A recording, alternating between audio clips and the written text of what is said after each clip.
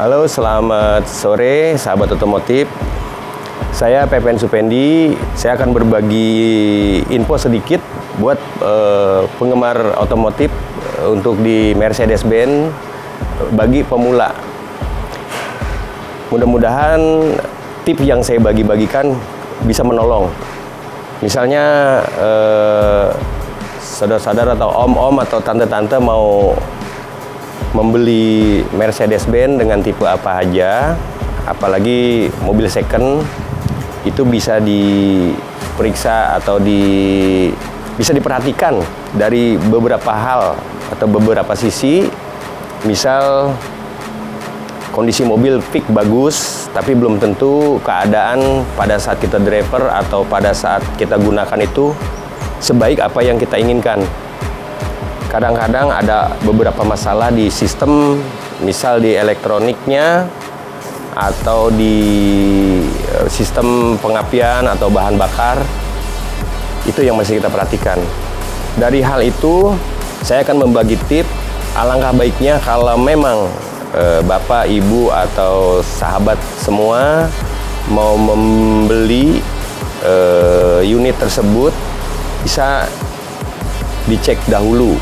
Misal mobil accident atau kebanjiran atau mungkin trouble lainnya, itu bisa kita periksa satu persatu.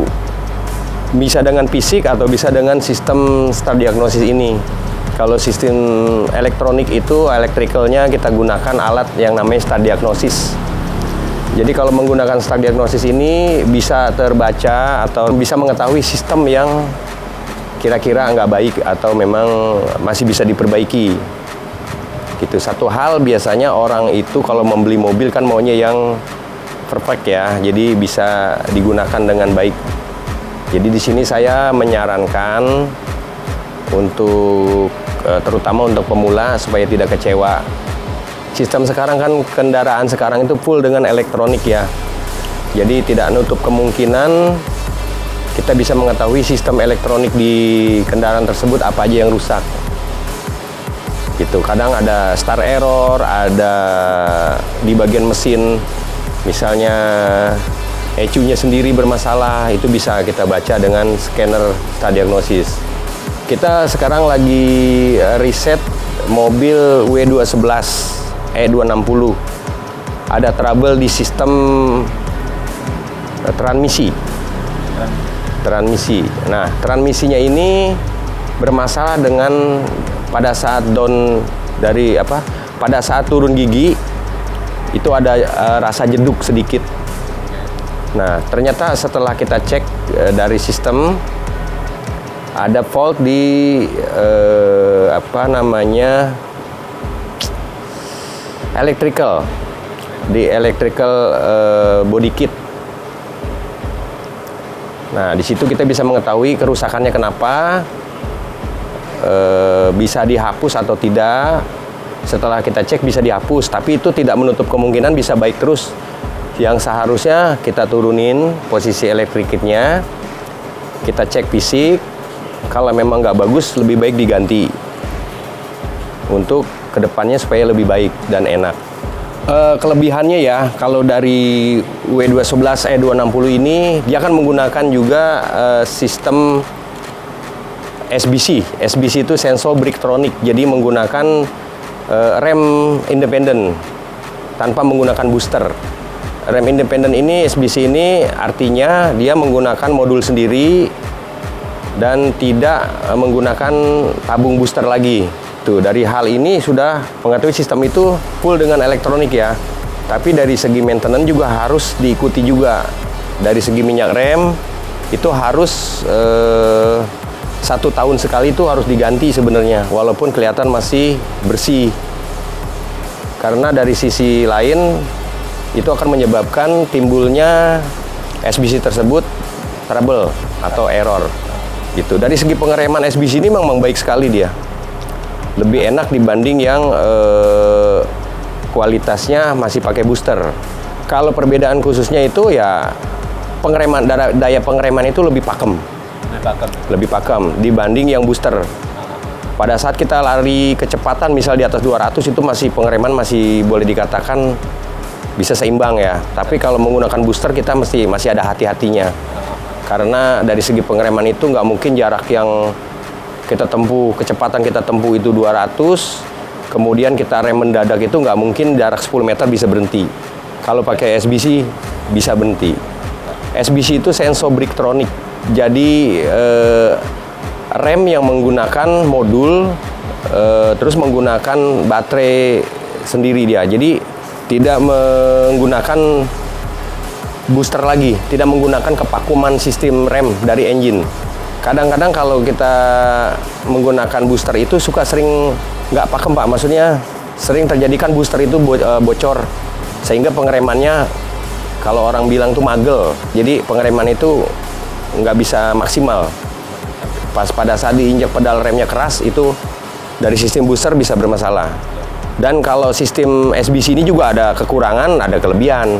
Kelebihannya pengeremannya pakem, kekurangannya kalau mobil kebanyakan disimpan, jarang dipakai, ya akan trouble di sistem SBC. Karena bisa jadi kekurangan setrum dari baterai yang mobil jarang dipergunakan. Jadi sistem setrumnya nggak sirkulasi dan harusnya kalau mobil hidup di bawah jalan itu kan ada pengisian ke baterai backup tuh. Nah, dari situ mengisi dan memberi. Istilah baterai backup itu memberi setrum ke SBC-nya, ke modul SBC-nya. Terus alternator setelah mobil itu hidup kan kita bawa jalan bisa memberikan pengisian setrum ke baterai backup. Kalau untuk secara fisik, misal mobil ini Bapak mau bayar, mau beli.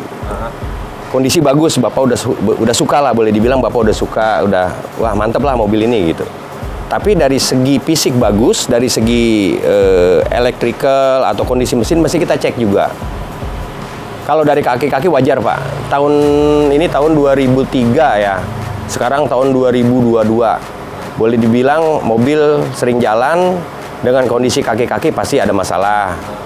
Itu harus kita cek. Kemungkinan arem atau mungkin ball joint atau mungkin shock breaker itu udah hal yang wajar. Tapi kalau dari segi elektronik itu nggak bisa kita dengan fisik. Jadi kita bisa melihat itu dengan alat scanner stadiagnosis. Kita cek tahap awal electrical ya. Untuk dari segi electrical kita mesti reset. Reset ini artinya kita mengetahui sistem yang ada di mobil ini layak nggak, baik nggak. Kalau misalnya ada sistem yang fault, ya kita tahu nanti faultnya di mana. Kalau tadi kita cek di sistem ETC atau Electronic Transmission Control, itu bermasalah di electric kitnya. Tapi tadi saya sudah hapus, hilang dia no fault code. No fault code itu berarti sistem yang tadinya error timbul masalah. Karena spare part yang terpasang tersebut tidak ada masalah, maka dia akan kembali normal lagi. Interior Mercy itu terdiri dari alat untuk apa namanya, untuk AC ya, untuk AC, terus untuk sen sendiri, untuk limiter kontrol pada saat kita kecepatan. Kita kalau misalnya belajar itu ada kecepatan yang kita bisa maksimumkan. Misalnya dia cuma kecepatannya 20 km per jam.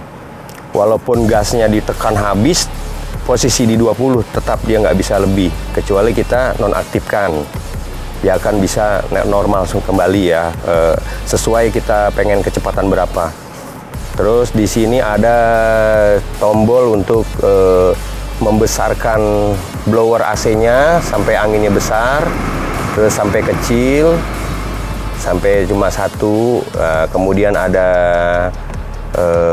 untuk mencegah kalau ada udara di luar yang nggak baik, yang mesinnya kotor gitu ya, asap hitam dari knalpot, agak bau. Ini kita pencet yang sirkulasi udara dalam gitu. Kemudian di sini juga ada bagian-bagian yang bisa membagi angin dari keluarnya AC ini. Kita bisa bagi kemana, misalnya bagian atas bisa, atau mungkin bagian bawah. Kita pengen kaki kita yang ada rasa apa namanya, semburan anginnya terasa di kaki, bisa tinggal posisikan arahnya aja.